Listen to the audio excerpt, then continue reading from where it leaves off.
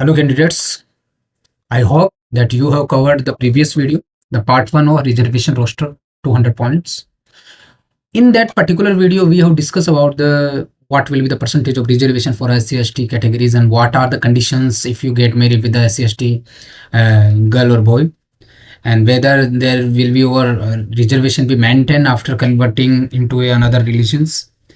And we also discuss about the some promotions category on the basis of like seniority के basis पे था and other one is fitness basis. अब हम continue करेंगे important condition direct recruitment admits.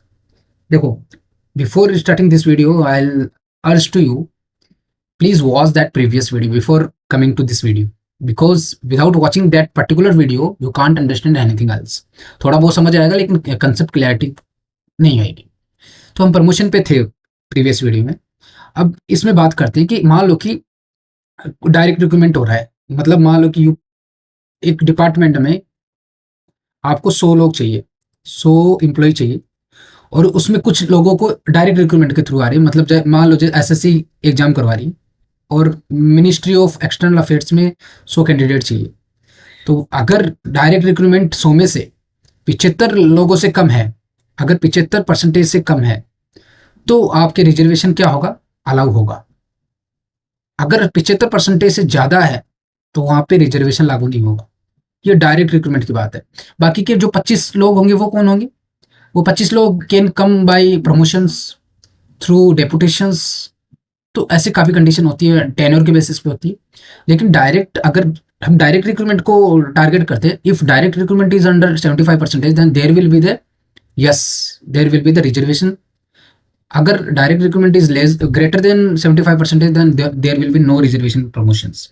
तो इतना याद रखो, ये रिजर्वेशन कब मिलेगा कब नहीं मिलेगा, दैट प्रमोशंस में तभी मिलेगा. तब प्रमोशन बाकी जैसे 25% लोग 25 लोगों का प्रमोशन होना बाकी समझ लो, तो वहाँ पे प्रमोशन में रिजर्वेशन लगेगा.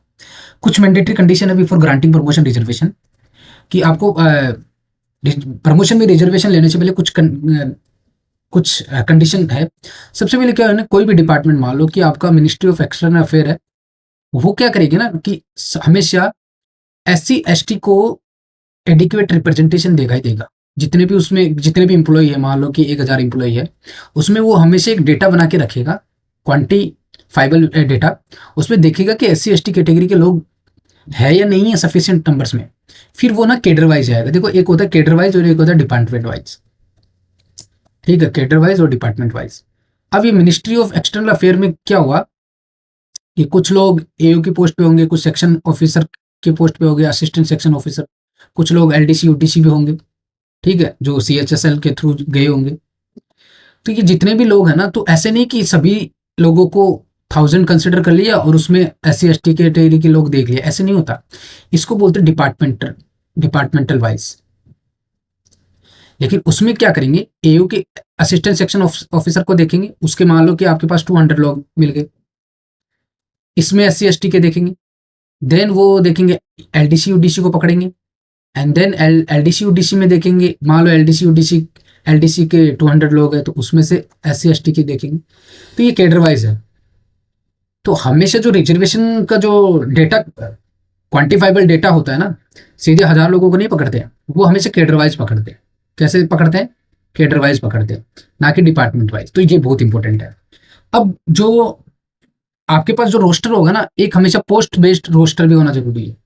पोस्ट बेस्ड रोस्टर क्यों होना जरूरी है? मैंने पहले बोला था, जो ST कैटेगरी के लोग हैं ना, वो 200 पॉइंट्स रोस्टर को नहीं फॉलो करते, और कुछ प्रमोशन में भी पोस्ट बेस्ड रोस्टर मैंडेटरी है. तो ये हमेशा मैंडेटरी है हर डिपार्टमेंट में, ऐसे नहीं. पोस्ट बेस्ड रोस्टर में होता क्या है कि जितनी पोस्ट बनती है ना, उसके बेसिस फिर उसके बाद में रोस्टर बनाया जाता है, कि ना कि पहले लोगों को काउंट नहीं किया जाता है, पहले एम्प्लॉइज को काउंट नहीं किया जाता है, एम्प्लॉइज को बाद में काउंट किया जाता है. अब बाद में उसके बाद में क्या है, एक DPC बैठती है, डिपार्टमेंटल प्रमोशन कमेटी. DPC मतलब मान लो हर साल बैठ रही है कि किन लोगों को प्रमोशन करना है. तो वो क्या देखेंगे ना, सबसे पहले तो सुटेबिलिटी ऑफ कैंडिडेट देखेंगे. मान लो SC/ST के 10 कैंडिडेट उठा लाए, और फिर उनकी ना इफिशियंसी देखेंगे कि क्या ये 10 लोग जो हम उठा के लाए हैं, 10 कैंडिडेट्स SC/ST के, क्या वो सुटेबल है या नहीं है एडमिनिस्ट्रेशन में. उनकी क्वालिटी के साथ कोई कंप्रोमाइज नहीं कर सकते. अब किसके साथ कंप्रोमाइज कर सकते हैं? उनमें कम से कम एडमिनिस्ट्रेशन की क्वालिटी होनी चाहिए। Efficiency of administration is not compromised. ठीक है, इसका मतलब ये नहीं कि इसको काम ही नहीं आता हो, ठीक है, इसको बेसिक एक्सेल सीट नहीं आती हो, एलडीसी का हो, ठीक है, और इसको प्रमोशन देने लगे, ऐसा नहीं होता। तो रिजर्वेशन तो मिलेगा इसको, लेकिन रिजर्वेशन उस पर कैंडिडेट को कभी नहीं मिलेगा जो प्रमोशन फॉर अनफिट कैंडिडेट्स के लिए कभी भी रिजर्वेशन नहीं होता, चाहे वो एससी एसटी कैटेगरी का हो। उसको हम लेफ्ट कर देते हैं और उसके बाद में हम रोस्टर तैयार करते हैं, या फिर हम एक जो कंसिडरेशन ऑफ जोन होता है, कंसिडरेशन ऑफ जोन क्या होता है उसको हम बाद में समझेंगे।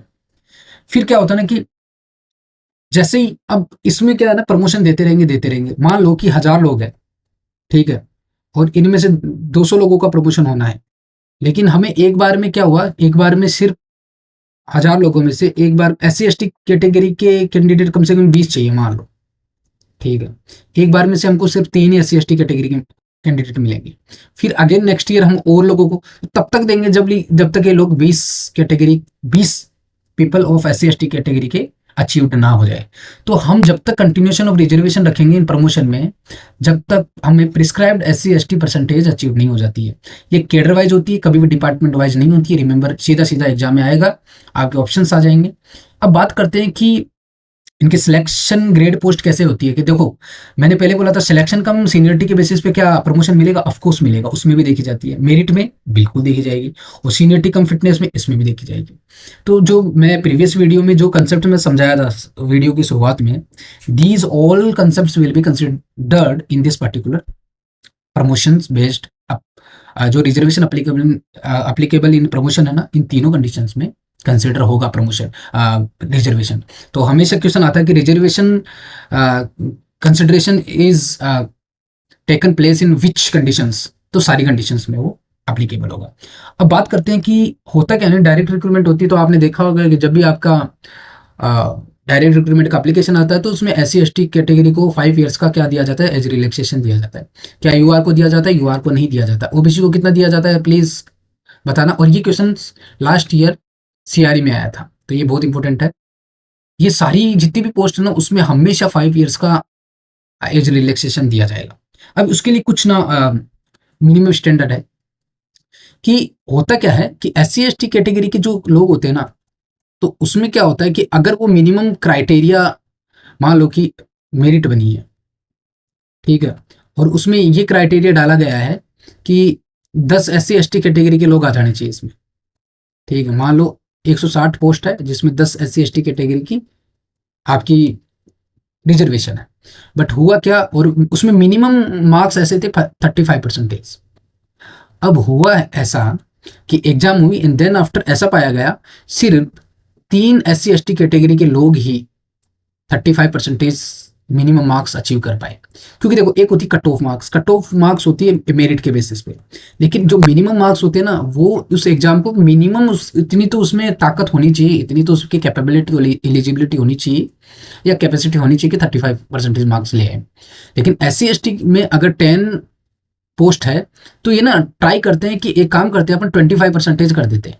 तो 25% में ये देखते हैं लोग कि 6 to 7 एससी एसटी कैटेगरी आ गए, ठीक है, वो पास कर दिए 25%। तो होता क्या है कि जो मिनिमम स्टैंडर्ड इन एग्जाम और इंटरव्यू है ना, वो रिलैक्स कर सकते हैं।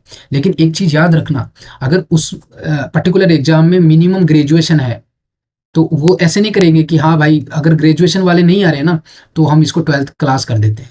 12th, उनकी एजुकेशन क्वालिफिकेशन कभी रिलैक्स नहीं होती, ना ही स्टेचुटरी मिनिमम मार्क्स होते हैं। स्टेचुटरी मिनिमम मार्क्स का मतलब ये बता दूं कि 35% एक पर्टिकुलर डिपार्टमेंट कहता है कि इतना होना चाहिए, लेकिन स्टेचुटरी का मतलब ये है कि 20% दे दिया कि 20% के बाद में अगर कोई पर्सन सेलेक्ट भी हो जाता है ना, तो उसको कंसिडर नहीं किया जाता है। एक बार राजस्थान में ये हुआ था कि माइनस मार्किंग पे भी एक एसटी कैटेगरी का कैंडिडेट टीचर बन गया था, तो उस पर फिर सुप्रीम कोर्ट में गया था, और सुप्रीम कोर्ट ने फिर ना उन्होंने निर्धारित किया कि चलो मिनिमम मार्क्स को रिलैक्स कर सकते हैं, लेकिन स्टेचुटरी मिनिमम मार्क्स को रिलैक्स नहीं किया जा सकता। मिनिमम 20% तो दो भाई, इतने मार्क्स तो लाओ। नेगेटिव मार्किंग में अगर आपको जो मिल रही है तो that is not at all okay. तो ये अमेंडमेंट उस टाइम पे हुआ था और अभी भी जोड़ा गया है, ठीक है। तो ये लेटेस्ट अमेंडमेंट है।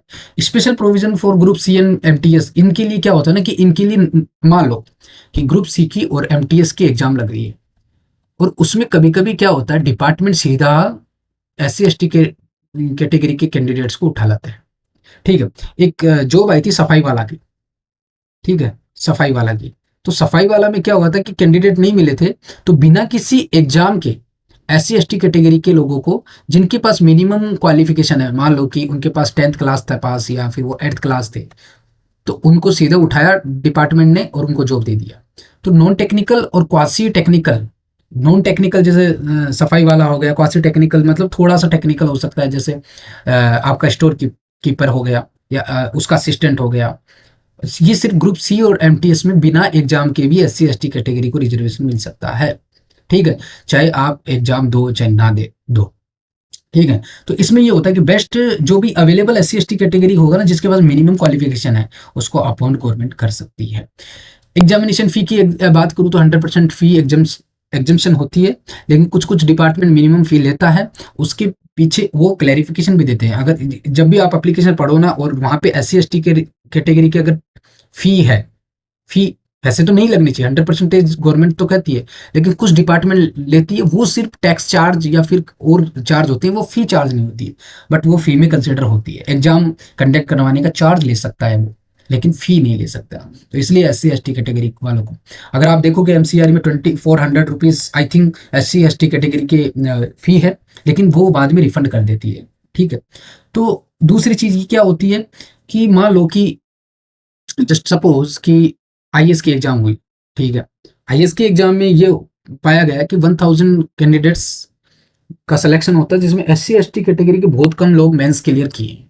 उसके बाद में उनको लगा कि सिर्फ 5 ही लोग क्या हुए कि मेंस क्लियर कर पाए, उनके भी बहुत मिनिमम मार्क्स है। और इंटरव्यूअर पैनल को अगर ऐसा लगा कि ये लोग मिनिमम इंटरव्यू भी, जो स्टैंडर्ड लेवल का इंटरव्यू है ना, उसको क्लियर नहीं कर पाएंगे, तो वो उनके लिए सेपरेट इंटरव्यू भी गठित कर सकते हैं। उनके लिए सेपरेट इंटरव्यू बोर्ड्स भी हो सकता है for SC ST reserve vacancy के लिए। याद रखना, ये बहुत प्लस पॉइंट मिलता है SC ST कैटेगरी वालों को, OBC को नहीं मिलता, AWS को नहीं मिलता है। और ये भी होता है कि वो SC ST कैटेगरी के लोग जो बहुत मिनिमम क्वालिफिकेशन के साथ है और उनको इतना नॉलेज नहीं है, तो उनके लिए स्पेशल ट्रेनिंग गवर्नमेंट ऑर्गेनाइज करवाती है। ठीक है, वो प्री सर्विस ट्रेनिंग भी देते हैं, मतलब ज्वाइनिंग से पहले भी करवाते हैं, और इन सर्विस ट्रेनिंग भी देते हैं, ताकि वो जो मेरिटोरियस स्टूडेंट्स है, UR कैटेगरी, OBC कैटेगरी को, उनकी एक्सपेक्टेशन या उनके लेवल के कैपेबल हो सके। तो ये भी SC ST को बहुत अच्छा फायदा है। ठीक है, और ये उनकी वेलफेयर के लिए अच्छा ही काम है। अब बात करते हैं जो सिलेक्शन कमेटी होती है ना, जो SC ST कैटेगरी के लिए बैठती है, उस सिलेक्शन कमेटी में अगर वैकेंसी 10 से ज़्यादा है, मान लो कोई भी डिपार्टमेंट में 10 से ज़्यादा वैकेंसी है, तो उसमें एक सिलेक्शन कमेटी बैठेगी। ठीक है, और उस सिलेक्शन कमेटी में हमेशा एक मेंबर SC ST कैटेगरी का होना चाहिए, और एक OBC का होना चाहिए, और एक माइनॉरिटी कम्युनिटी का होना चाहिए, और कम से कम एक वीमेन होनी चाहिए, ताकि वीमेन को भी रिप्रेजेंटेशन मिले। तो सिलेक्शन कमेटी फॉर रिजर्वेशन जो भी होती है, उनमें अगर मिनिमम 10 वैकेंसीज है, अगर 10 मान लो 9 वैकेंसी है, तो उसमें सिलेक्शन कमेटी की जरूरत नहीं है। अगर मिनिमम 10 वैकेंसीज है और सिलेक्शन कमेटी की जरूरत ऑब्वियसली बात है पड़ेगी, तो उसमें एक SC ST कैटेगरी मेंबर, एक OBC का मेंबर, एक माइनॉरिटी का मेंबर, एज वेल एज एक वीमेन ऑफिसर्स की जरूरत होगी। और अगर वीमेन जो ऑफिसर अवेलेबल नहीं है ना, तो उसकी जो को ऑप्टेड, उससे रिलेटेड जो भी इंफॉर्मेशन है, उससे कंसल्टेशन होना जरूरी है। अब बात करते हैं कि एज रिलैक्सेशन कितना मिलता है। तो SC ST कैटेगरी के प्रमोशन में भी एज रिलैक्सेशन मिलता है। जैसे हमने देखा था कि SC ST कैटेगरी को डायरेक्ट रिक्रूटमेंट में 5 ईयर्स का एज रिलैक्सेशन मिलता है, और इनको अगर उनकी एज 50 ईयर से कम है, रिमेंबर वन थिंग, ये एक क्राइटेरिया है, अगर 50 ईयर से कम है और प्रमोशन होना है, मतलब मान लो 48 ईयर्स का एक ऑफिसर है, उसका एक प्रमोशन होना है, तो उसको 5 ईयर एज रिलैक्सेशन मिल सकता है। वो ऐसे नहीं कि 48 की ईयर में ही वो प्रमोट होगा। अगर उसकी एज अगर 53 ईयर्स भी है, तो भी उस पर्टिकुलर पोस्ट जहाँ पे इसका प्रमोशन होना है, वहाँ पे उसका प्रमोशन होगा दिएगा, तो उसको 5 ईयर एज रिलैक्सेशन होगा।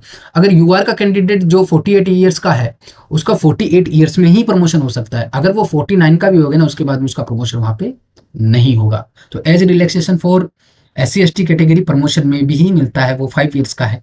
क्या OBC को मिलता है, AWS को मिलता है, कमेंट में बताना।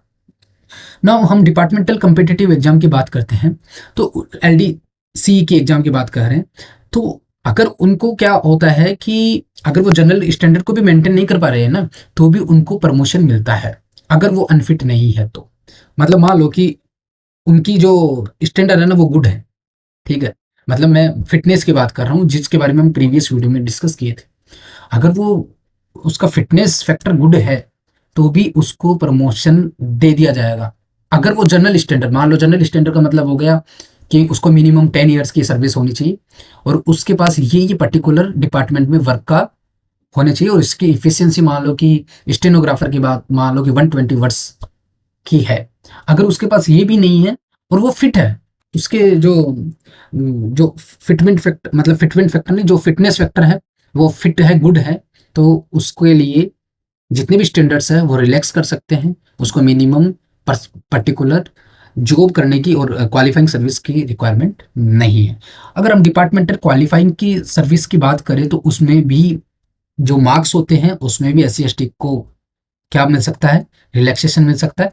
कंसिक्वेंशियल सीनियोरिटी की बात करते हैं, इसमें क्या होता है कि जो SC ST promoted by reservation है ना, तो उनका मतलब ये नहीं, मान लो कि एक SC कैटेगरी का कैंडिडेट गवर्नमेंट जॉब में लगा, तो वो SC कैटेगरी में होगा।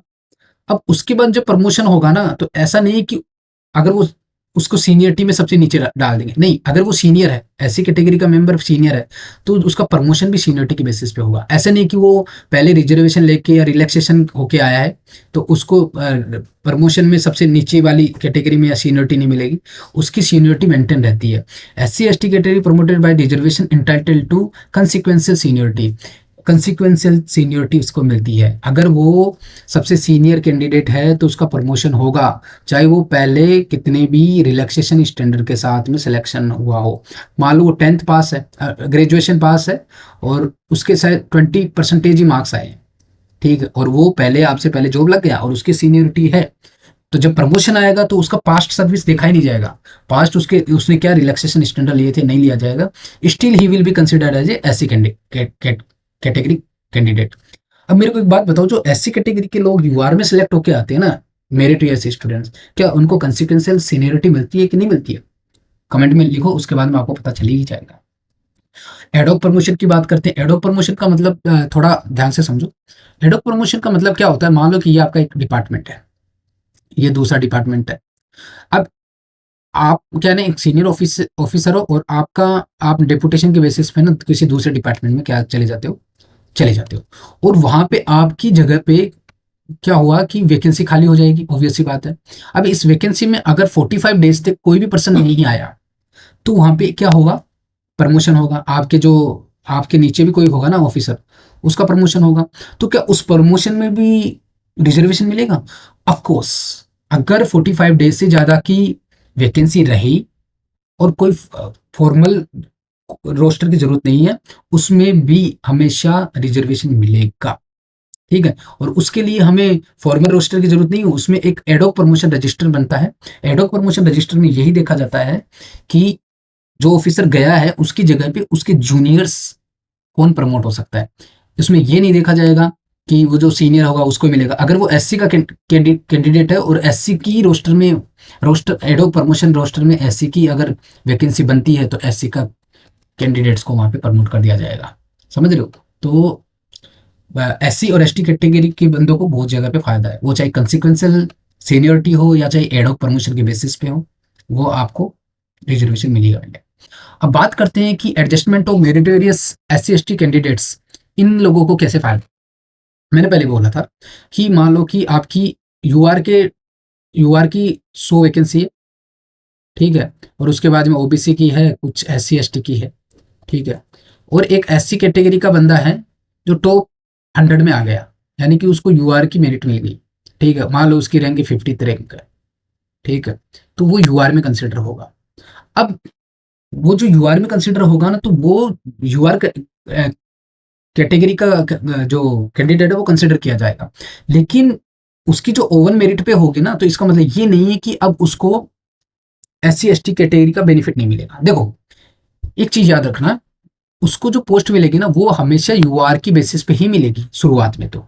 लेकिन इन फ्यूचर उसको जो रिजर्वेशन जो प्रमोशन में मिलेगा, मैंने अभी जो डिस्कस करे वो प्रमोशन की बात कर रहे हैं, जो प्रमोशन में क्या उसको यूआर ट्रीट किया जाएगा या फिर S C S T category? Definitely उसको S C S T category consider किया जाएगा। तो ऐसे हो रहा है कि S C S T category can promoted on own merit, है ना, कोई रिलैक्सेशन नहीं दिया जाता है मान लो, और उनको यूआर वैकेंसी के अकॉर्डिंग ही कंसिडर किया जाएगा।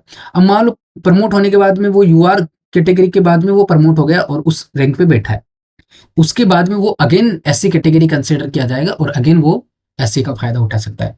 देखो उस पर्टिकुलर पोस्ट में अगर वो, याद रखो, किसी वैकेंसी में एससी एसटी कैटेगरी का बंदा यूआर में चला गया ड्यू टू मेरिट, तो उस टाइम पे तो वो यूआर कैटेगरी के बेसिस पे अपनी या मेरिट के बेसिस पे सीट ले लेगा। उसके बाद में अगेन उस पर S C S T rules लगने स्टार्ट हो जाएंगे। उसके बाद में वो ऐसे नहीं कि अब वो हमेशा के लिए यूआर बन गया, नहीं, वो S C S T candidate consider किया जाएगा। ठीक है, तो जो S C S T candidate है कंसिडर अगेंस्ट अनरिजर्व वैकेंसी, तो S C S T employ following with normal zone of consideration. Normal zone of consideration में पहले बता दिया था कि वो पहले ही डिसाइड कर लेते हैं कि हमको ना 10 कैंडिडेट जो है एम्प्लॉय है वो एस सी एस टी के लेने हैं 2000 में। जैसे मिनिस्ट्री ऑफ एक्सटर्नल अफेयर ने क्या बोला था, हमें 200 कैंडिडेट को प्रमोशन देना है, तो वो एक, अब उनको क्या करना है, 200 में वो क्या करेंगे, 10 एस सी एस टी के कैंडिडेट हमें चाहिए, तो वो एक जोन ऑफ कंसिडरेशन बनाएंगे। जोन ऑफ कंसिडरेशन में क्या करेंगे,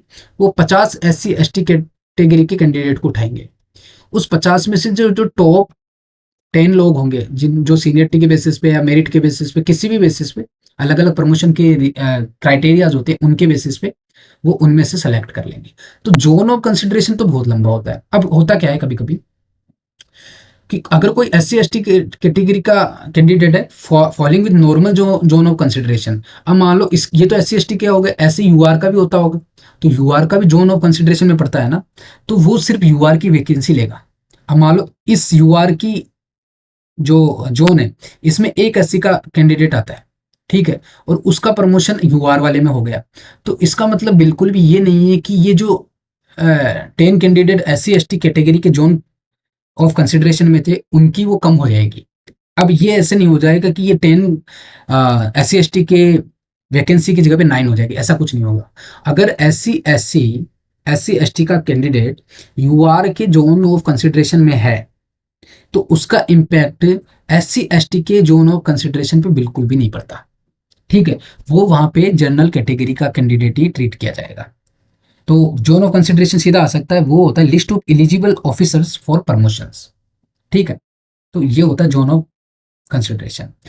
अगर हम बात करते हैं कि एडजस्टमेंट अगेंस्ट यूआर पॉइंट, अगर S C S T category का जो कैंडिडेट है वो अपनी मेरिट के बेसिस पे होता है तो उसको यूआर रोस्टर पॉइंट में एडजस्ट कर दिया जाता है और वो एस सी एस टी को कोटा में नहीं जाएगा।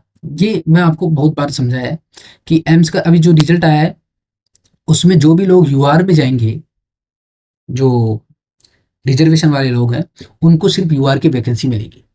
ठीक है, वो ऐसे नहीं कि जिस जिस स्टेट, मान लो ईएसआईसी वाले हैं, ईएसआईसी वाले बोल रहे हैं कि सर हम यूआर में नहीं लेना चाहते। दो मेरा मेरे एक कैंडिडेट है एससी का, वो बोला सर मैं यूआर में सिलेक्ट हुआ हूँ बट मैं जो पोस्ट लेना चाहता हूँ मैं अपने स्टेट बिहार में लेना चाहता हूँ, मान लो जस्ट राजस्थान में लेना चाहता हूँ, और वो एससी की कैटेगरी राजस्थान में ही है और यूआर के बेसिस पे अगर मुझे मिल, चांस ही नहीं है कि बिहार में मुझे मिल जाएगी, तो वो क्लेम नहीं कर सकता कि मुझे बिहार में ही चाहिए। समझ रहे हो, मुझे उसे यूआर की ही मिलेगी। तो जो भी यूआर रोस्टर पॉइंट में एडजस्ट हो जाता है ना, तो फिर वो S C S T quota में कंसिडर नहीं होता है। तो ये याद रखना कि meritorious S C S T candidate है ना, उनका एडजस्टमेंट हमेशा यूआर में ही होगा, जहां पे भी यूआर की वैकेंसी होगी ना उनको वही मिलेगा। अब क्या होता है, अब उसका स्टेटस क्या हुआ, अगर वो यूआर का candidate S C S T का कैंडिडेट है और वो यूआर में चला जाता है, अब यूआर में उसका ज्वाइनिंग हो गया, मान लो यहाँ पे इसने ज्वाइनिंग ले लिया, तो क्या उसका स्टेटस डिसमिस्ड हो जाएगा as a S C S T? नहीं, देखो उसका जो स्टेटस है ना एस सी एस टी का, वो हमेशा रिटेन रहेगा। ठीक है, जो भी बंदा एस सी एस टी में अपनी मेरिट के बेसिस पे होगा ना, उसकी जो आइडेंटिटी है ना, ये याद रखना, आइडेंटिटी, यहाँ पे कोटा की बात नहीं कर रहा हूँ मैं, एस सी एस टी के कोटा में तो काउंट नहीं होगा, लेकिन आइडेंटिटी हमेशा एस सी एस टी ही रहेगी, जिसके बारे में already we have discuss about this. और इसका मतलब ये नहीं है कि वो जनरल का कैंडिडेट हो गया, बस उसका जब तक सिलेक्शन नहीं होना तब तक वो जनरल कैंडिडेट कंसिडर किया गया है। सिलेक्शन होने के बाद में वो अगेन किस में आ जाएगा, एसटी कैटेगरी में या एससी कैटेगरी में आ जाएगा। अगर क्या उसको फ्यूचर रिजर्वेशन बेनिफिट मिलेगा, ऑफ कोर्स कंसिक्वेंशियल सीनियोरिटी का फायदा मिलेगा। मान लो आप यूआर में आ गए, ठीक है, और यूआर में आपने जॉब ज्वाइन कर लिया, उसके बाद में प्रमोशन निकला 5-10 साल बाद में, तो फिर क्या आप यूआर में ही हमेशा कंसिडर होगे? नहीं, अभी भी आप किसके लिए अप्लाई कर सकते हो, आप एस सी एस टी के रिजर्वेशन के बेसिस पे फ्यूचर प्रमोशन के लिए अप्लीकेबल हो। You are still remains eligible for reservation in future promotions. ठीक है, तो यूआर एडजस्टमेंट का मतलब बिल्कुल नहीं होता कि you have lost your S C S T status. Zone of consideration, और जो हमने ऑलरेडी बात कर चुके हैं जोन ऑफ कंसिडरेशन के ऊपर, कि जोन ऑफ कंसिडरेशन में क्या एस सी एस टी का कंसिडरेशन बढ़ाया जा सकता है। तो मैंने पहले बताया था, जो 50 लोगों का जोन ऑफ कंसिडरेशन बनेगा ना, जिसके बारे में बताया था, उसको क्या कर सकते हैं वो, अगर उनको सुटेबल 50 लोगों में भी नहीं मिल रहा ना कोई, 10 लोग, मान लो कि 10 लोगों का आपको क्या करना था, प्रमोशन करना था एस सी एस टी के, और आपका जोन ऑफ कंसिडरेशन 50 लोगों को मिला। अब इन 50 लोगों में भी कोई भी सुटेबल नहीं मिल रहा, 10 लोग नहीं मिल रहे, तो वो जोन ऑफ कंसिडरेशन को ना 50 से लेके क्या कर सकते हैं, 90 कर सकते हैं, 90 कर सकते हैं। तो जोन ऑफ कंसिडरेशन कब बढ़ाया जा सकता है, जब भी S C S T category के सफिशियंट कैंडिडेट अवेलेबल नहीं मिले, तो जोन ऑफ कंसिडरेशन को एक्सटेंड कर सकते हैं। ये सिर्फ और सिर्फ कैंडिडेट को कर सकते हैं। अब ये जोन ऑफ कंसिडरेशन कितना हो सकता है, मान लो पहले 50 लोगों का, 10 वैकेंसी के लिए 50 लोगों का जोन ऑफ कंसिडरेशन बन रहा है, ठीक है। तो जस्ट इमेजिन कि 10, मान लो कि 10 कैंडिडेट लेने हैं, हमें जोन ऑफ कंसिडरेशन हमको क्या करना है, 20 लेना है, ये नहीं लेना 50, क्योंकि इसके पीछे रीजन बताऊंगा। तो अब इस 20 को कहां तक एक्सटेंड कर सकते हैं हम, इसमें 30 और ऐड कर सकते हैं, मतलब टोटल 50 तक कर सकते हैं। क्यों? क्योंकि जितनी वैकेंसी होती है ना, उसके 5 टाइम्स तक ही जोन ऑफ कंसिडरेशन को एक्सटेंड किया जा सकता है। तो up to 5 times of number of vacancies. तो जोन ऑफ कंसिडरेशन मैक्सिमम कितना एक्सटेंड हो सकता है, दोबारा से समझा रहा हूँ। मान लो आपको 10 लोगों की वैकेंसी चाहिए, ठीक है, और जोन ऑफ कंसिडरेशन आप 30 लोगों का बना लिए, 30 लोगों में से 10 लोगों को आपको चूज करना है एस सी एस टी के, लेकिन उन 30 में भी ना सुटेबल कैंडिडेट आपको मिला नहीं, तो आप क्या करोगे, इस जोन ऑफ कंसिडरेशन को एक्सटेंड करोगे और इसको अप टू 50 पहुंचा दोगे, 20 लोगों को और ऐड कर सकते हो मैक्सिमम, क्योंकि ये 5 टाइम्स से ज्यादा नहीं होना चाहिए, किसके, वैकेंसी के, जोन ऑफ कंसिडरेशन के नहीं, वैकेंसी के 5 टाइम्स से ज्यादा जोन ऑफ कंसिडरेशन नहीं होता। ठीक है, आई होप यहां तक आपको समझ आ रहा है। So this is how zone of consideration for can be extended for SC/ST category candidates. Now we will talk about the liaison officer, that in casual language we call it liaison officer. So her ministry के पास में must nominate the लियाजन officer, वो हमेशा deputy secretary rank का होना चाहिए। होता क्या है कि जैसे मिनिस्ट्री ऑफ एक्सटर्नल अफेयर है, तो वो अपना एक लियाजन ऑफिसर डेजिग्नेट करेगा। उसका काम क्या होगा कि वो जितने भी एस सी एस टी से रिलेटेड जितनी भी शिकायतें उनको सुनेगा, और जितने भी रिजर्वेशन ऑर्डर्स है उसको कंपाइल करेगा एंड स्क्रूटनी करेगा और कंसोलिडेट करेगा जितने भी रिजर्वेशन डेटाज को है कि कितना चेंज हो रहा है, कौन ऐड हो रहा है, कौन नहीं जा रहा है, उसमें स्क्रूटनी करेगा। Then after they also provide to the census of Indian. तो लियाजन ऑफिसर कौन कौन से लेवल पे हो सकता है, तो हर लेवल पे चाहिए। एक मान लो कि जैसे एम्स में वर्क कर रहे हो तो वहाँ पे भी चाहिए। देन आफ्टर आप ministry of health and family welfare में काम कर रहे हो तो वहाँ पे भी चाहिए। तो of course for ministry of course it is needed head of department और attach and subordinate office. Attach and subordinate office का मतलब क्या होता है, अटैच ऑफिस में हमेशा जो rules and regulations are made and subordinate में उसका एग्जीक्यूशन किया जाता है on the ground level. So उस हर एक लेवल पे, चाहे मिनिस्ट्री हो, चाहे हेड ऑफ डिपार्टमेंट हो, चाहे attached and subordinate office, like ministry of health and family welfare में एम्स आ गए। एम्स से रिलेटेड जो अटैच्ड एंड सबऑर्डिनेटेड ऑफिस होते हैं मिनिस्ट्री के अंडर होते हैं, जो कि एम्स को सर्विस प्रोवाइड करवाते हैं, उनमें भी लियाजन ऑफिसर चाहिए। तो तीनों ही लेवल पे लियाजन ऑफिसर की रिक्वायरमेंट होगी। और जो लियाजन ऑफिसर है उसकी जो ट्रेनिंग होगी वो स्पेशल ट्रेनिंग होती है। उस ट्रेनिंग कहाँ पे होगी, ISTM में होगी, institute of secretariat training and management. This is training agency. उनका ऑफ कोर्स ट्रेनिंग क्यों होगी, क्योंकि वो सेंसिटाइजेशन कर सके, मतलब उनकी जो पावर्स क्या होगी, ड्यूटीज क्या होगी, रोल्स क्या होगा, ऑफ कोर्स उनके जो स्किल और नॉलेज को इम्प्लीमेंट, किस तरह से रिजर्वेशन को इम्प्लीमेंट करना है, और जो रिजर्वेशन सेल्स है उसको कैसे हैंडल करना है, और बाकी के जो भी फंक्शंस है, ग्रीवेंसीज, उनकी उनसे रिलेटेड आरटीआईज, रिप्लाईज, ये सब लिएजन ऑफिसर करता है। अब बात करते हैं ओबीसी। हम इतनी देर तक एससी एसटी की बात कर रहे थे, उसमें हमने देखा कॉन्सिक्वेंशियल सीनियरिटी मिलती है, एज वेल एज उनको प्रमोशन में रिलैक्सेशन मिलता है, और उनकी मतलब रिलीजन में कन्वर्ट होने के बाद में रिकन्वर्जन, ये सब हमने पढ़े थे। क्या ये ओबीसी में लागू होते हैं? तो देखो, ओबीसी का जो डेफिनेशन है ना, वो हमेशा मंडल कमीशन की लिस्ट में आती है, और remember one thing, state government list में होती है। ये दोनों में होनी चाहिए, मंडल कमीशन लिस्ट जो आई थी और स्टेट गवर्नमेंट लिस्ट दोनों में होती है, ठीक है, दोनों में। और यहाँ पे और वर्ड नहीं है, यहाँ पे remember that is your and, दोनों में होनी चाहिए कि ओबीसी की क्या लिस्ट होगी, वो मंडल कमीशन लिस्ट में और स्टेट गवर्नमेंट लिस्ट में होती है। अब देखो, ये इसके अलावा जो डेफिनेशन के बाद में जो लिस्ट प्रोवाइड करवाती है वो मिनिस्ट्री ऑफ वेलफेयर करवाती है। याद रखना, उसमें सेंट्रल गवर्नमेंट लिखा हुआ था, यहाँ पे मिनिस्ट्री ऑफ वेलफेयर लिखी हुई है, तो इसके ध्यान रखना। मिनिस्ट्री ऑफ वेलफेयर ओबीसी की जो लिस्ट है वो प्रोवाइड करवाते हैं। इसमें क्रीमी लेयर एक्सक्लूजन का इशू होता है। मान लो कि आपकी अगर income per annum income 8 lakh से अबव है ना, तो you will be considered as a creamy layers. अगर आप 8 लाख से नीचे वाले लोग हो तो आप क्रीमी लेयर में नहीं आओगे, and then after you will come under the preview of office OBC category.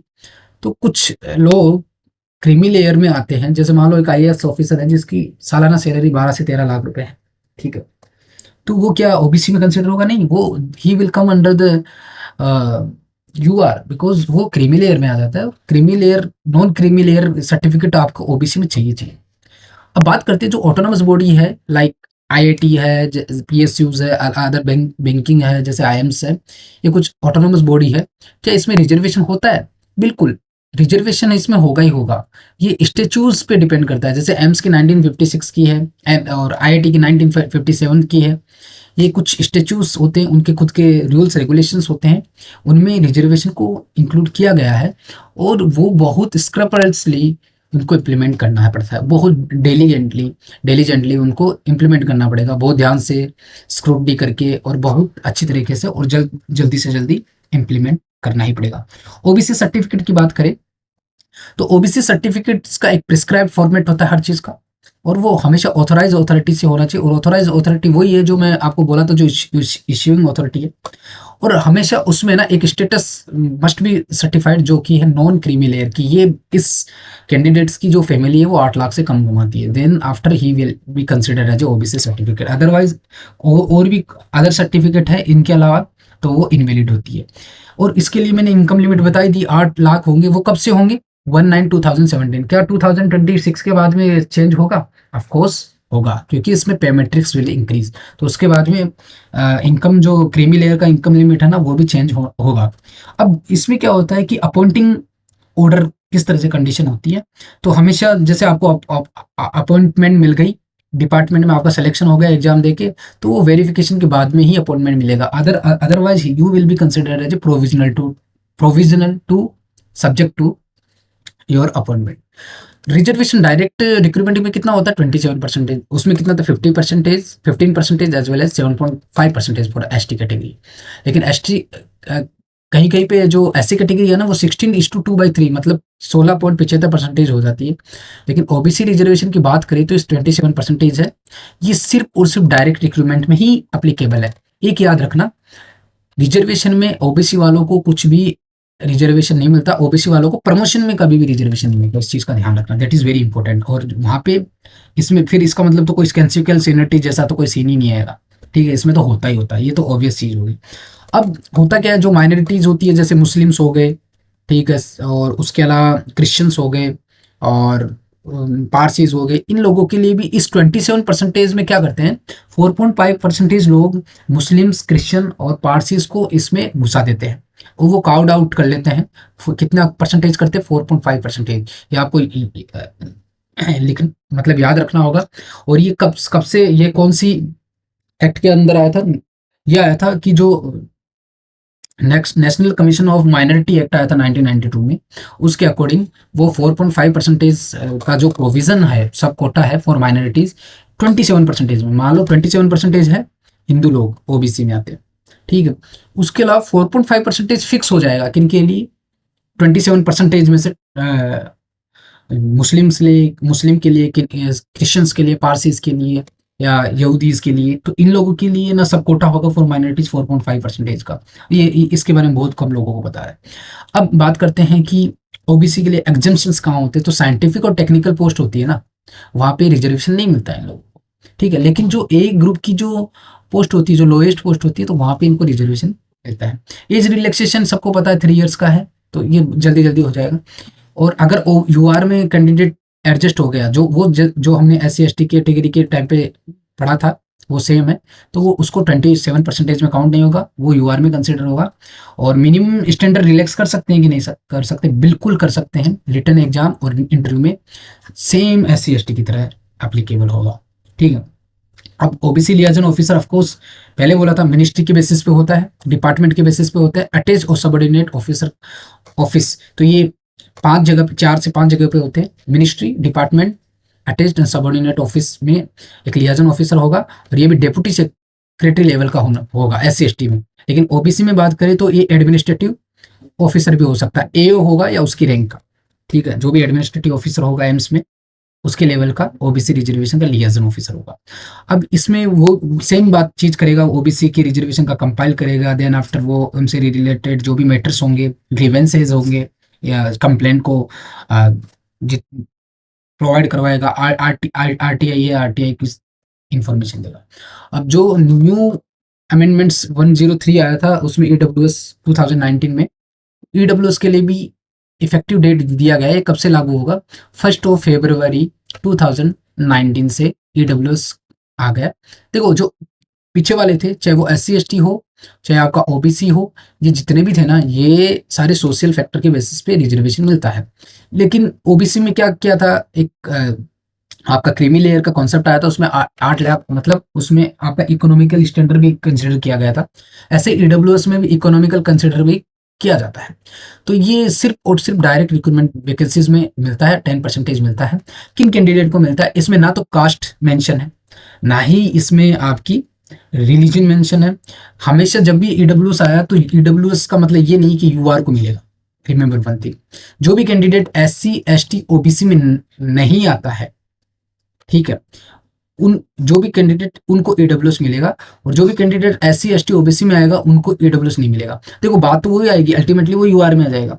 लेकिन कुछ लोग जैसे XCM, जो एक्स सर्विस मैन, ये लोग भी EWS में आ सकते हैं, समझ रहे हो, क्योंकि वो SC ST OBC में नहीं आते हैं। तो लेकिन उनका भी हॉरिजॉन्टल रिजर्वेशन है। तो जो भी कैंडिडेट SC ST OBC में नहीं आते वो EWS लेंगे।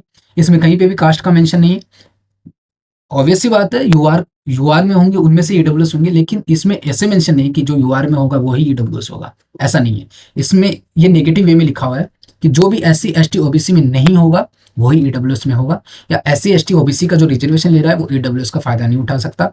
और कितना परसेंटेज होता है, 10% होता है। वो सारी पोस्ट होती है, चाहे सिविल पोस्ट हो चाहे सर्विस हो, सब में मिलेगा। तो ये इंपॉर्टेंट है, एग्जाम में सीधा आ जाएगा कि EWS सर्टिफिकेट, EWS रिजर्वेशन किसको मिलता है। तो आपको कहीं पे भी यूआर दिखे तो उसको नहीं करना है। जो भी SC ST OBC में नहीं होगा वो EWS का क्लेम ले। इसमें साइंटिफिक टेक्निकल पोस्ट में है, बिल्कुल एग्जाम्पशन है। साइंटिफिक और टेक्निकल पोस्ट में मैंने पहले बोला था कि वो देखते ही नहीं है आपकी कंडीशंस क्या है, आप कौन सी कैटेगरी से बिलोंग करते हो, आप इकोनॉमिकल बैकवर्ड हो या नहीं है, उनको कोई मैटर नहीं करता।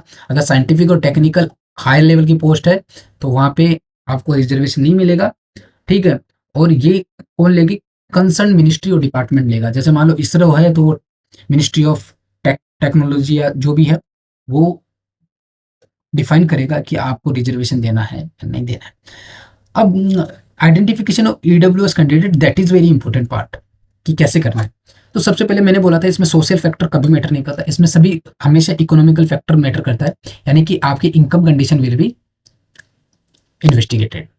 तो हमेशा candidate must belong to general category, और उनकी जो ग्रोस एनुअल फैमिली इनकम होगी ना वो 8 लाख से कम होनी चाहिए। ये फैमिली इनकम ग्रोस बोला गया है, इसमें नेट नहीं बोला गया है, ग्रोस बोला गया है, ठीक है। तो इसका ध्यान रखना, क्योंकि आपकी इन हैंड सैलरी एक ग्रोस होती है और नेट होती है। तो आप ऐसे नहीं बोल सकते हो, अगर आपका जो ग्रोस सैलरी अगर 8 लाख के जो सीलिंग है उसको ब्रीच कर रहा है ना, then you want come under the EWS, category. अब आप कह दोगे सर मेरी तो नेट सैलरी तो बहुत कम आ रही है, वो तो 8 लाख से कम है ना, तो वो कंसिडर नहीं होगी। तो इस पॉइंट पे ध्यान रखना, that is gross salary, not net salary. Salary में क्या क्या हो सकता है, जो आपकी गवर्नमेंट सैलरी हो या प्राइवेट सैलरी हो, आपके चाहे खेती से आ रहा हो, बिजनेस से आ रहा हो, प्रोफेशनल और अदर इनकम। कभी कभी क्या होता है ना कि जो खेती की इनकम को है ना वो इनकम में नहीं कंसिडर करते हैं, और काफी लोग ना जीएसटी इनकम टैक्स डिपार्टमेंट से बचने के लिए ना खेती की इनकम्स को दिखा देते हैं। रिलीवेंट ईयर कब होगा, फाइनेंशियल ईयर होगा कभी भी, ठीक है, जो प्रीवियस फाइनेंशियल ईयर। मान लो कि आप 2025 में एग्जाम दे रहे हो, मान लो अभी दिसंबर में देख रहे हो, तो वो प्रीवियस ईयर का, तो वो फाइनेंशियल ईयर 2025 से 2026 का कंसिडर करेंगे, मतलब पिछले साल की जितनी इनकम है उसको कंसिडर करके वो बनेगा इस साल के अंदर अंदर सर्टिफिकेट। वो 1 अप्रैल 2025 के बाद में बनना चाहिए, अगर आप 2025 के दिसंबर में एग्जाम दे रहे हो तो। अभी 1 अप्रैल 2025 में वो जो आपकी इनकम थी वो कौन सी कंसिडर होगी, वो होगी आपके जो 1 अप्रैल 2024 से लेके 31 मार्च 2025 तक, जो ये फाइनेंशियल ईयर में आपकी जो इनकम थी ना उसको कैलकुलेट किया जाएगा। 1 अप्रैल 2025 के बाद की इनकम को कंसिडर नहीं किया जाएगा, ठीक है। तो ग्रोस इनकम देखेंगे before deduction as per IT records, हमेशा याद रखना ग्रोस इनकम ही देखी जाती है, ये बहुत इंपॉर्टेंट है। यूपीएससी में ये क्वेश्चन एज इट इज आया था और बहुत लोगों का गलत हुआ था। एसेट कंडीशंस, अब आपकी सैलरी तो देखेंगे उसके बाद में एसेट्स कंडीशन है, और यहाँ से बहुत सारे क्वेश्चंस बनते हैं। तो आपकी इनकम 8 लाख से कम होनी चाहिए, ठीक है। उसके अलावा आपके पास जो एग्रीकल्चर लैंड है गाँव में, जो 5 एकड़ या उससे ज्यादा नहीं होनी चाहिए। टोटल है ये अलग अलग जगह पे, ऐसे नहीं एक जगह पे। होता क्या है ना, गाँव में अलग अलग जगह पे सारी लैंड होती है, सारी लैंड एक पर्टिकुलर फैमिली के नाम पे 5 एकड़ से ज्यादा नहीं होनी चाहिए। अगर कॉमर्शियल या फ्लैट की बात करें तो वो 1000 से ज्यादा नहीं होना चाहिए। और रेजिडेंशियल प्लॉट की बात करते हैं म्यूनसिपैलिटी में, जैसे मान लो आप जेडीए में आते हो, जयपुर डेवलपमेंट अथॉरिटी में, तो वहाँ पे 100 स्क्वायर यार्ड से बड़ा नहीं होना चाहिए, वो भी नोटिफाइड म्यूनसिपल एरिया में। और जो नॉन म्यूनसिपल एरिया आती है, मतलब जेडीए के बाहर की बात करते हैं, तो वो 200 स्क्वायर यार्ड से बड़ा नहीं होना चाहिए। देखो यहाँ पे यार्ड है, और जब फ्लैट एंड कॉमर्शियल प्रॉपर्टी की बात कर रहे हैं तो वहाँ पे स्क्वायर फीट है, तो इस चीज़ का ध्यान रखना। यहाँ पे भी कंफ्यूज होता है और यहाँ पे भी क्वेश्चंस बनते हैं, फीट और यार्ड्स का ध्यान रखना है। 1000 स्क्वायर फीट कहाँ है, और वो 100 स्क्वायर यार्ड्स और 200 स्क्वायर यार्ड कहाँ आता है, तो ये बहुत इंपॉर्टेंट है। फैमिली में कौन कौन आता है, ऑफकोर्स जो कैंडिडेट है वो तो आएगा उसके पेरेंट्स, उसकी जो 18 ईयर्स से छोटे भाई बहन आएंगे, स्पाउस अगर लड़का है तो लड़की होगी, और मतलब हस्बैंड है तो वाइफ होगी, वाइफ अगर कैंडिडेट है तो उसका हस्बैंड होगा, और उसके जितने भी बच्चे 18 ईयर्स से छोटे होंगे वो फैमिली में आएंगे। अब मान लो 18 ईयर से अबो उसके बच्चे होंगे ना, तो उसकी फैमिली, उसकी income want be considered into EWS definition of family, ठीक है। अब बात करते तो यहाँ पे ना, यहाँ पे बहुत चंक होता है, चिल्ड्रन की 18 साल से बड़ी हो जाती है तो एज। मान लो कि आप कैंडिडेट हो और आप प्रमोशन के लिए एडब्ल्यूएस, मतलब आप डायरेक्ट रिक्रूटमेंट के लिए एडब्ल्यूएस लगा रहे हो, और आपका एक 19 साल का लड़का है और वो ऑलरेडी जॉब कर रहा है, उसकी सैलरी अगर 25 लाख है और आपकी सैलरी 8 लाख से कम है सालाना, तो भी आपको ईडब्ल्यूएस मिल सकता है। वहाँ पे ये नहीं देखा जाएगा कि आपके लड़के की सैलरी 25 लाख है। तो इस के बेसिस पे अभी थोड़े आईएएस में कुछ घपले चल रहे हैं, तो इसको थोड़ा ना सुधार करना चाहिए, समझ रहे हो। अब ईडब्ल्यूएस सर्टिफिकेट की बात करें तो ये कब होगा इसका बेनिफिट, जब भी आप income and asset certificate provide करोगे, ठीक है। और ये प्रिस्क्राइब्ड अथॉरिटी, जब भी ईडब्ल्यूएस सर्टिफिकेट बनता है तो आप पटवारी के पास जाते हो, ठीक है, फिर 2 गेजेट ऑफिसर के साइन होते हैं। उसके अलावा फिर आपके जो भी वीडियो या वीडियो है, ब्लॉक डिविजनल ऑफिसर है या डेवलप ऑफिसर है या विलेज डेवलपमेंट ऑफिसर है, वो ये प्रिस्क्राइब करते हैं। और आपके income certificate of your family लगता है, जैसे आप अभी स्टूडेंट हो तो आपके फादर का लगेगा, तो इनकम सर्टिफिकेट लगना बहुत जरूरी है, तभी आपका ये सर्टिफिकेट मिलेगा, जबकि SC ST कैटेगरी में जरूरी नहीं। जो इश्यूइंग ऑफिसर हो उनकी क्या ड्यूटी है, वो सबसे पहले इनकम प्रूफ करेंगे और उसके बाद में ना लैंड और प्रॉपर्टी रिकॉर्ड करेंगे और फॉलो ड्यू प्रोसेस करेंगे। लैंड और ये तो पटवारी प्रोवाइड भेज देगा, और पटवारी के बाद में वो पटवारी से ड्यू प्रोसेस के थ्रू वेरीफाइड कर लेंगे। कंडीशन इन अपॉइंटिंग ऑर्डर बात करें तो अपॉइंटमेंट हमेशा इसका भी प्रोविजनल होगा जब तक आप EW सर्टिफिकेट प्रोवाइड नहीं करवा दोगे आफ्टर ज्वाइनिंग। तो फॉल्स क्लेम करते हो तो डेफिनेटली इमीडिएट टर्मिनेशन होगा, इसमें कहीं पे भी ऐसे नहीं है कि आपको रिलैक्सेशन देंगे और आपकी डेट को एक्सटेंड कर देंगे, बिल्कुल नहीं होगा। अगर आपने फेक और फॉल्स सर्टिफिकेट लगा दिया ना, तो there will be your immediate terminations. अब बात करते हैं कि कैरी फॉरवर्ड होता है क्या ईडब्ल्यूएस वैकेंसीज में। अब देखो हमने अभी तक एससी एसटी और ओबीसी में ना ये कैरी फॉरवर्ड जैसा कुछ वर्ड नहीं सुना, लेकिन अब हम उसको नेक्स्ट वीडियो में डिस्कस करेंगे। कैरी फॉरवर्ड ईडब्ल्यूएस वैकेंसीज का मतलब ये है कि मान लो कि 1000 वैकेंसीज आई है, ठीक है, और 1000 वैकेंसीज में 10% मान लो कि 100 वैकेंसीज ईडब्ल्यूएस की थी, लेकिन अभी तक 80% लोग, मतलब 80 लोग ही मिले अपने को जॉब में, तो वो जो बाकी की 20 वैकेंसी बाकी रहेगी, क्योंकि ईडब्ल्यूएस के कैंडिडेट मिले नहीं और 100 ईडब्ल्यूएस के कैंडिडेट चाहिए थे, तो क्या वो नेक्स्ट ईयर जुड़ के 120 हो जाएगी? कि तो नहीं होता। क्या एससी एसटी ओबीसी में होता है कि नहीं होता, ये हम आगे देखेंगे। तो कभी भी ईडब्ल्यूएस वैकेंसीज है ना, वो कभी भी कैरी फॉरवर्ड नहीं होती है। तो ये चीज याद रखना, दैट इज वेरी इंपॉर्टेंट, क्योंकि सब लोगों को लगता है कि हर वैकेंसी जो वैकेंट चली जाती है, खाली चली जाती है, वो कैरी फॉरवर्ड होती है, बट ईडब्ल्यूएस में कैरी फॉरवर्ड नहीं होती है। क्या ओबीसी में होती है? इसके बारे में एक पॉइंट बाद में डिस्कस करेंगे। अगर हम बात करते हैं ईडब्ल्यूएस विद अदर रिजर्वेशन, तो जो भी कैंडिडेट क्या होता है ना, पीडब्ल्यूडी के अंदर या एक्स सर्विसमैन कोटा के अंडर है, तो वो हमेशा ईडब्ल्यूएस रोस्टर पॉइंट में कंसिडर होगा। याद रखना, एक्स सर्विसमैन और पीडब्ल्यूडी का कैंडिडेट ईडब्ल्यूएस हो सकता है। ठीक है, ये बहुत इंपॉर्टेंट है, यहाँ पे क्वेश्चंस बना हुआ है इसलिए मैंने जानबूझ के डाला है।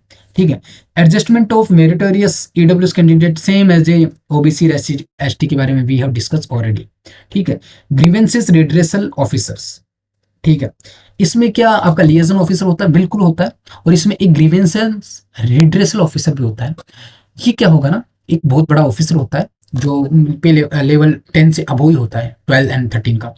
ये ग्रीवेंस रिड्रेसल ऑफिसर और लिएजन ऑफिसर के अलावा होता है, मतलब लिएजन ऑफिसर के अलावा होता है। ये सिर्फ आपकी इनकम सर्टिफिकेट्स को मतलब मेटिकुलसली चेक करेगा। तो जितने भी गवर्नमेंट इस्टेब्लिशमेंट है उनमें सीनियर ऑफिसर को एज ए जीआरओ अपॉइंट करना जरूरी है। ट्रांसपेरी जो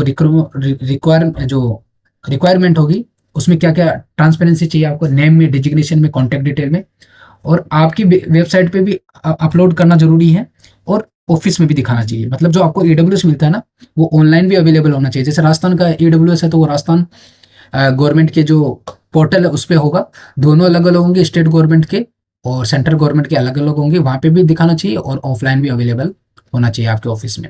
लियाजन ऑफिसर ऑफकोर्स इसके लिए भी ईडब्ल्यूएस के लिए लियाजन ऑफिसर बनाएंगे, वो ये भी डेप्यूटी सेक्रेटरी लेवल का होगा। ठीक है, तो